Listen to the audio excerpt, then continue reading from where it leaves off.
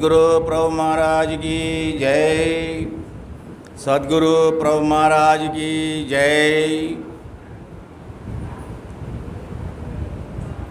ఈరోజు మన సుభాష్ నగర్లో అచల ఆశ్రమం అమ్మగారు సీతమ్మ గారు కృప వల్ల ఎంతో వైభవంగా 26వ బ్రహ్మోత్సవంలో జరుపుతూ, అంటే అయ్యగారు ఏ మూలకున్న ఎవరెట్లున్నానని గుర్తు. అంటే పోయినసారి కూడా కరెక్ట్ ఇదే సమయము అందరికీ లంచ్ టైంలోనే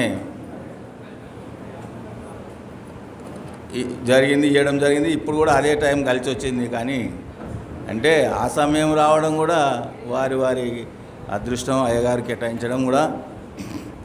ఎందుకంటే శ్రీ సనాతన గోత్ర కలిశామృత పూర్ణచంద్రం శ్రీ పిలుకాన లక్ష్మణ పాద కమలామృత ప్రాణభృంగం శ్రీ నిత్యానంద కొండోజి సీతయార్య శరణ సేవితం శ్రీ పల్లెల కోటిలింగమార్యానభవదోలితం శ్రీమతి లలితామసమీత సమిష్టి బోధానంద ఉపలంచే కృష్ణమూర్తార్య సద్గురుభ్యో నమో నమః.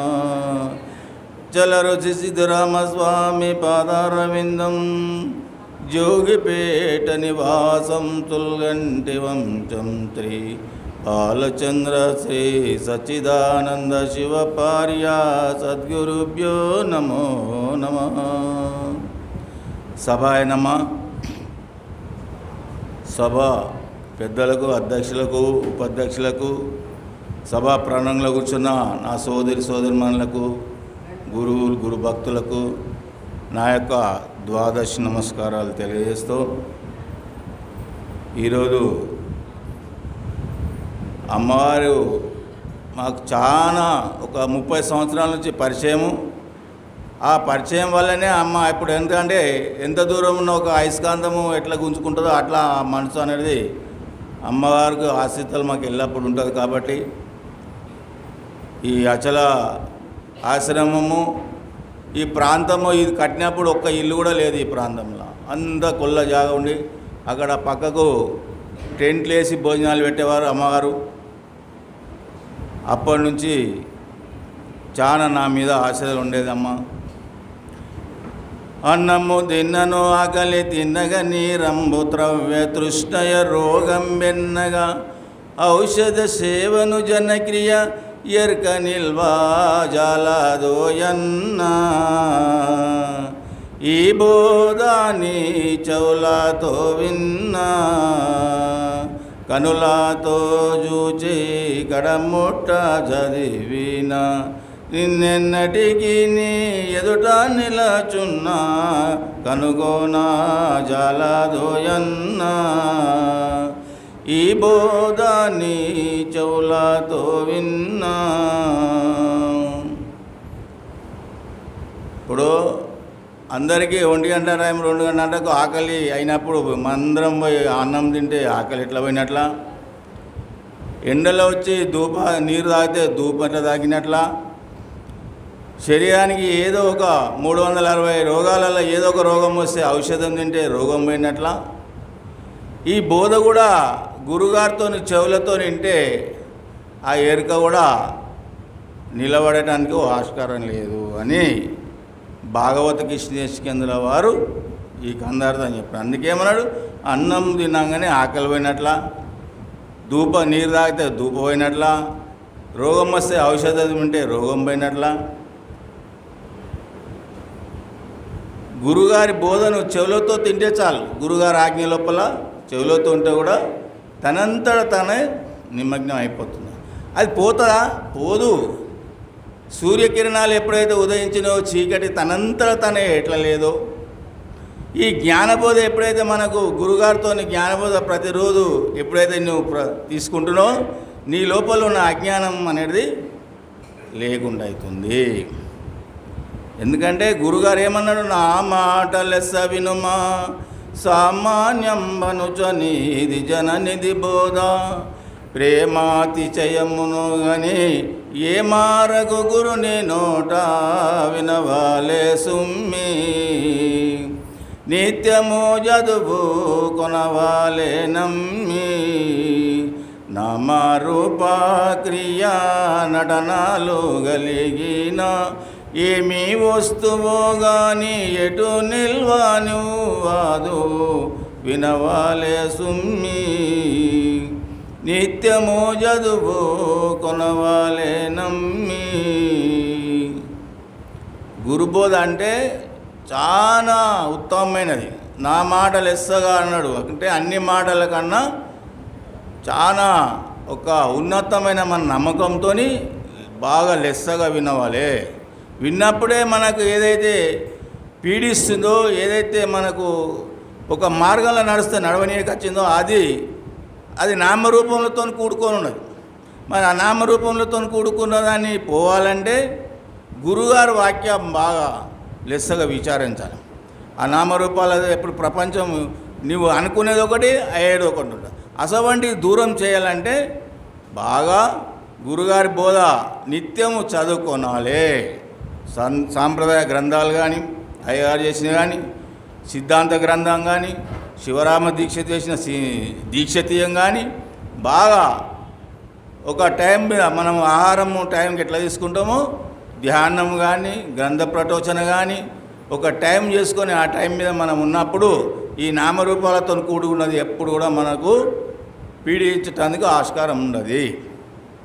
ఎట్లా అంటే విత్తే చెట్టై పుట్టును విత్తే విత్తనము రీతి వెలైన ధరపై విత్తుకు చెట్టుకు వేరే విత్తనం ఒకటి ఉన్నదా వినకూడదు. విత్తు చెట్టులరేంటి విధము భూమెరు కాదు, సత్తు చిత్తుల రెండు బట్ట బయలేరు కాదు. అంటే ఈ ఏదైతే ఉందో ఇత్తు చెట్టు ఈ రెండుకి సంబంధం కానీ భూమికి ఏమాత్రము సంబంధం లేదు. ఎందుకు లేదంటే అది ఆధారం చేసుకుంటేనే మనకు పునాస పెట్టగలుగుతాం, రబ్బి పెట్టగలుగుతున్నాం, యాసంగి పెట్ట. అయితే ఈ పునాస కానీ రబ్బి కానీ పెట్టమని ఎప్పుడు అన్నది ఈ ఇత్తు నుంచే చెట్టు వస్తుంది, చెట్టు నుంచే ఇత్తు వస్తుంది. ఈ రెండిటికి సంబంధం కానీ భూమికి ఆ మాత్రంగా సంబంధం లేదు. ఆ విధంగానే సత్తు చిత్ అంటే ఈ ఈశ్వరుడు కానీ ఈ జీవుడు కానీ ఈ బట్టబయలుకి ఏనాటికి సంబంధం లేదు. అదే ఇదే. ఎందుకంటే ఇప్పుడు సముద్రం ఉన్నది, ఆ సముద్రంలో జలచరాలు ఎన్నో ఉంటాయి. దానికి మనకు కనపడేవి కొన్ని మనం తెచ్చుకొని తినే వాళ్ళకు అవే కనపడతాయి, కానీ కనపడేవి ఎన్నో ఉన్నాయి. అయితే ఆ సముద్రం వేరు, ఆ జలచరాలు వేరు. అయితే సముద్రం ఆధారం చేసుకొని ఆ సముద్రానికి పుట్టలేదు అవి, వీటికి పుట్టి వీటికి సస్తో పుడుతూ ఆ సముద్రంలోనే ఉపాధి చేసుకుంటాయి. ఆ విధంగానే ఈ బట్టబయల్లో కూడా మనంతలో మన తల్లిదండ్రుల వల్ల వస్తూ మన తల్లిదండ్రులు మన పిల్లలు ఇట్లా ఒకరి సంబంధం కానీ ఆ పరిపూర్ణానికి ఏనాటికి కూడా సంబంధం లేదు. ఎందుకంటే విత్తుకు మూలం చెట్టు, చెట్టుకు మూలం విత్తు, చితిపై రెండును చచ్చిన పుట్టిన గట్టిగా తానెరుగకుండు గదరాయి నేలా నీవీ రీతి గనుగోనావేలా చచ్చుతో పుట్టుచో తను ఎరుకాలు. ఈ ఎరుక చట్టుతో పుట్టుతో ఈ తనువు ఎరుకలు, ఈ ఎరుక తను ఈ రెండు ఒకటే. ఎందుకంటే ముద్ద అయినప్పుడు తీపెట్ట ఉండదో, తీపి అయినప్పుడు ముద్దెట్ట ఉండదో. ఈ తనువు ఎరుకలు ఈ రెండు కూడా పోతున్నాయి. అట్టనే ఈ ఇత్తులు చచ్చిన కానీ చెట్టు పుట్టిన కానీ ఈ రెండు పోయినా కానీ ఆ భూమి ఎప్పుడు కూడా చచ్చినా పుట్టినా. ఒకసారి తుఫాన్లు వచ్చి కొబ్బరి తోటలు అన్నీ పడిపోతాయి. అప్పుడు భూమి ఏనాడు కూడా బాధపడదు. కొన్ని వస్తువులు పురుగు తగిలి పుచ్చిపోతాయి, పుచ్చిపోయినా కానీ ఇన్ని కూడా ఖరాబ్ అయినాయి కానీ కూడా అని. అట్లనే మనకు కరోనా అని వచ్చింది, ఎంతోమంది లక్షల మంది ఈ ప్రాణాలు వదులుకున్నది. కానీ ఆ బట్టబయలు ఏనాడు కూడా ఆహా ఇంతమంది పోయారని దుఃఖించలేదు. అట్లనే మనం ఇప్పుడు ఈ ఆశ్రమం ఉన్నాము, ఆశ్రమం వేరు మనం వేరు. కానీ మన ఆశ్రమం అంటాం, అది కదిలింది మనం కదిలేటం. అంటే కదిలింది ఉంటేనే కదిలేటోళ్ళం మనం ప్రయాణం చేస్తాం. అట్లనే మనం ఏమనుకో మనది అనుకుంటాం, అది వేరు, అది మనదే, మనం అది ఇది ఒకటైతే మనం ఎక్కడ పోతే అక్కడ రావాలి, అది రాదు. అట్లా మనకు ఒకటి కదలంది ఉండేప్పటికనే మనం కదలటోళ్ళమంతా ప్రయాణం చేస్తాం. అట్లనే మనము పెద్దలు ఈ అవకాశం ఇచ్చిన అయ్యగారికి ద్వాదశి నమస్కారం తెలియజేస్తూ నా ఉపన్యాసం సద్గురు ప్రభు మహారాజ్కి జై. అందరికీ జై గురు.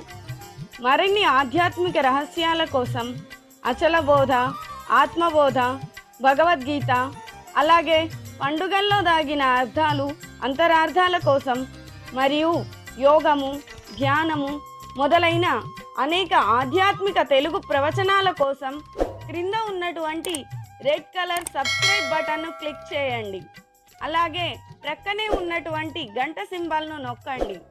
అలాగే ఈ వీడియో మీకు నచ్చినట్లయితే లైక్ చేయండి మరియు షేర్ చేయండి. జై గురు.